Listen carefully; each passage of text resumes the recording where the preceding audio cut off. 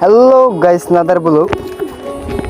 এটা হলো আমাদের ছাদ, এই সবগুলো আমাদের কবুতর।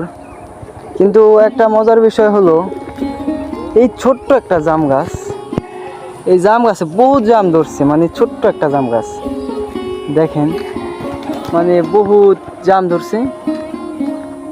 তারপরে এই ফুলটুক আমাদের বাসা, মানে এটা গ্রামের বাসা আমাদের।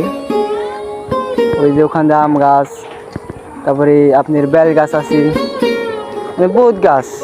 তারপরে আমাদের ছাদে আপনি ব্যবহার হয় এই যে এই গাছগুলো তো চিনেন, এই গাছগুলো আছে আমাদের ছাদে। তারপরে আমাদের কবুতর আছে, তারপরে ড্রাগন ফল গাছ, মানে ড্রাগন ফল গাছে ফুল ধরছে। এখন তো এই ড্রাগন হয়নি, ড্রাগন হবে, ড্রাগন হবে। তো এদিক দিয়ে আপনার জাম্পুরা গাছ আছে, এই গাছ আছে, মানে বহুত ধরনের গাছ আছে।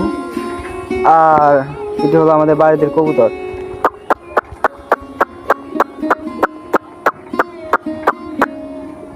এই দেখেন,